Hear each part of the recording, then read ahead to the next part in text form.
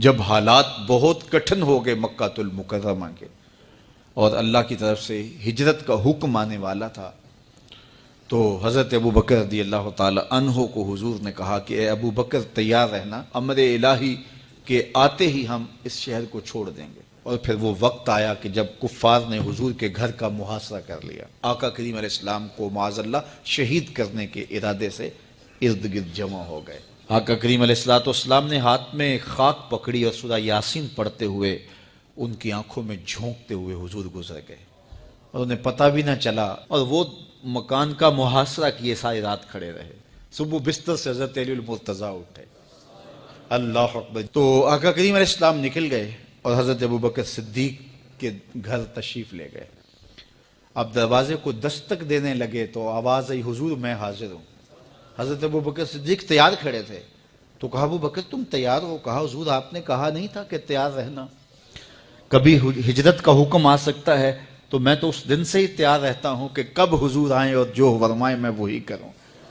اور پھر وہاں سے لے کے حضور کو وہاں تک گئے، اور جبل سور کی چوٹی پر وہ غار ہے، اللہ اکبر، اس غار میں جانے سے قبل حضور کو باہر بیٹھنے کا کہا۔ عرض کی حضور ذرا میں غار کے اندر کے ماحول کا جائزہ لے لوں۔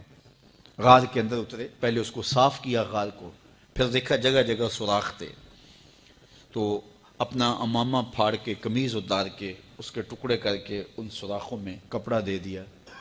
2 سوراخ ایک روایت کے مطابق، اور ایک روایت کے مطابق 1 سوراخ بچ گیا، اس میں اپنی ایڑی رکھ دی، اور پھر آواز دی جان عالم اندر تشریف لائیے۔ تو آقا کریم علیہ السلام غار میں چلے گئے، تو سیدنا صدیق اکبر رضی اللہ تعالی عنہ نے اپنی گود میں آپ کا سر رکھا اور حضور لیٹ گئے۔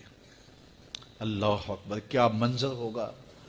صدیق اکبر نے حضور کو دیکھا اور جی بھر کے دیکھا، اور ایسا دیکھا کہ کوئی اور شریک بھی نہیں تھا۔ یہ واقعہ حضرت سیدنا عمر سے روایت ہے، کتب صحاح میں ہے، اور حضرت عمر رضی اللہ تعالی عنہ یہ بات بیان کرتے ہوئے رو پڑے، اور آپ کہا کرتے تھے کہ ابو بکر یہ غار والی نیکی مجھے دے دیں اور میری ساری زندگی کی نیکیاں لے لیں۔ اللہ اکبر۔ تو حضور علیہ السلام حضرت ابو بکر صدیق کی آغوش میں ہیں۔ اب ہوا کیا کہ سانپ نے جب ہر راستہ مسدود پایا تو خیر وہ اس راستے پہ پہنچا جہاں انسانی گوشت نظر آیا، تو سانپ نے پھر ڈنگ لگایا۔ سانپ کا ڈنگ اچانک، تو انسان تو کپ کپا کے رہ جاتا ہے، اچانک تو چیونٹی کاٹ جائے تو انسان کپ کپا کے رہ جاتا ہے، چھپکلی گر جائے اچانک تو بندہ اپنے وجود کو جو ہے وہ متوازن نہیں رکھ پاتا، تو نیچے سے سانپ اور وہ ڈنگ لگا رہا ہے۔ لیکن لفظ سنیے، یہ حضرت عمر کی روایت ہے کہ حضرت سیدنا صدیق اکبر نے اپنی ٹانگ کو جنبش نہیں آنے دی، مخافت ان یتنبہ رسول اللہ، اس ڈر سے کہ کہیں حضور بیدار نہ ہو جائے۔ ساری توجہ ادھر رہی، بے اختیار آنکھوں سے آنسو ڈھلک پڑے، درد کی شدت اتنی تھی، اور آنسو گرے تو حضور کے رخسار پہ۔ آقا کریم بیدار ہو گئے۔ بیدار ہوتے ہی میرے حضور نے کہا مالک یا ابا بکر، ابو بکر کیا ہوا؟ تو یہ ہوتی ہے ہنگامی صورتحال۔ ہنگامی صورتحال میں کسی کو پکاریں یا کسی کو کوئی جواب دیں تو مروجہ آداب کی رعایت کے ساتھ جو لفظ بولے جاتے ہیں وہ ترک کرنے پڑتے ہیں۔ اس مائک میں کرنٹ تھا تو میں قریب ہونے لگا، تو آپ نے مجھے متنبہ کرنا تھا، تو میرے ساتھ آپ بہت پیار کرتے ہیں، بہت محبت کرتے ہیں، تو آپ نے اگر مجھے یہ بتانا ہو کہ اس میں کرنٹ ہے اور اگر آپ نے منہ قریب کر لیا تو آپ کو نقصان پہنچ سکتا ہے، تو میرے نام کے ساتھ 20 القاب لیں گے؟ آپ نہیں لیں گے، آپ جلدی جلدی جو ہے وہ مجھے کہیں گے جناب یہاں کرنٹ ہے، تو میں یہیں سے رک جاؤں گا۔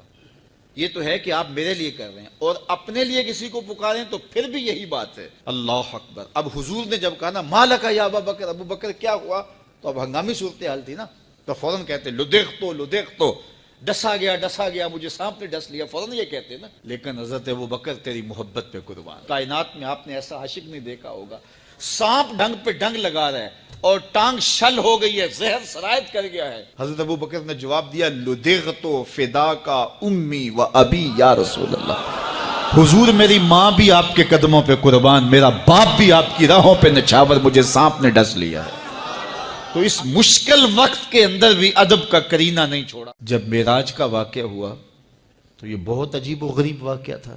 تو آقا کریم نے جب اعلان کیا کہ بتایا کہ اللہ نے یوں مجھے خلوتوں میں بلایا، تو قریش نے سمجھا کہ اس سے بڑھ کر اور موقع کیا ملے گا پراپیگنڈے کا۔ تو کہا ابو بکر کوئی نئی بات سنی ہے؟ کہا تم سنا دو۔ کہا اگر کوئی کہے کہ رات کی مختصر تنہائی میں مسجد حرام سے مسجد اقصیٰ تک پہنچا ہوں، پھر وہاں سے واپس بھی آ گیا ہوں، تو بات ماننے میں آتی ہے؟ آپ نے برجستہ کہا بالکل ماننے میں نہیں آتی۔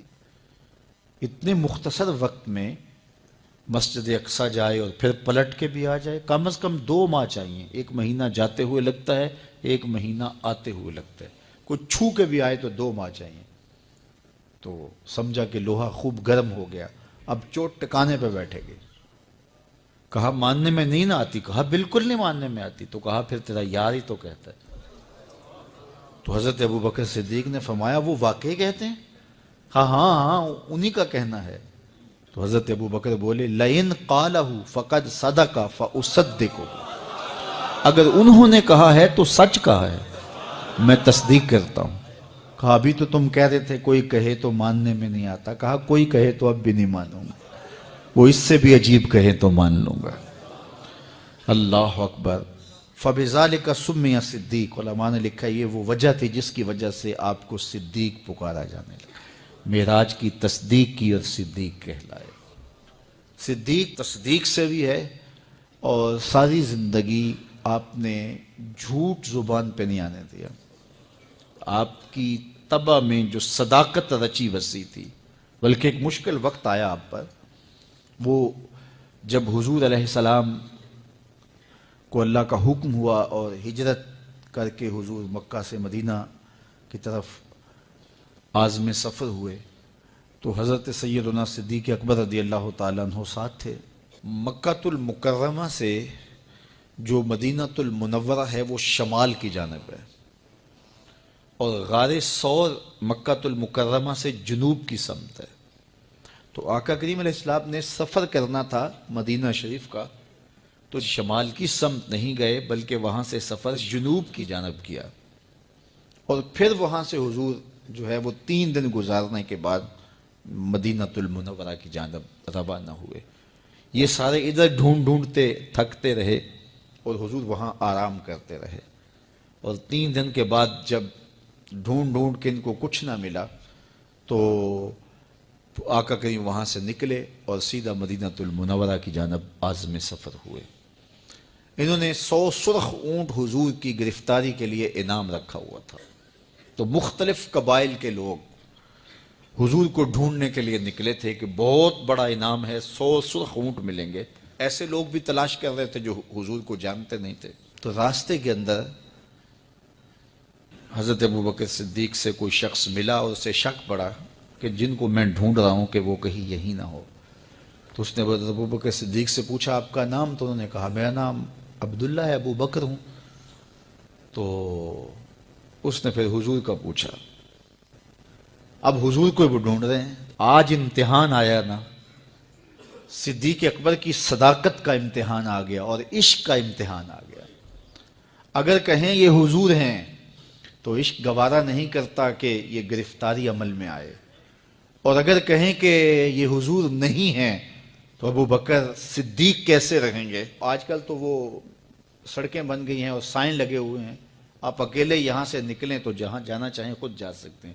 اس وقت تو پہاڑی راستے ہوتے تھے، یا تو لوگ قافلوں کے ساتھ چلتے تھے، اور اگر کسی کو ہنگامی طور پہ اکیلے جانا پڑتا تو وہ گائیڈ ساتھ لیتا جو راستے بتاتا۔ اس کو عربی میں ہادی کہتے ہیں، ہادی، رہنما، گائیڈ جو راستہ بتاتا۔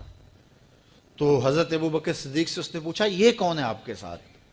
تو حضرت ابو بکر صدیق بولے ھذا ہادی یہدینی الی صراط المستقیم، یہ میرا ہادی ہے جو مجھے سیدھی راہ پہ چلا رہا ہے۔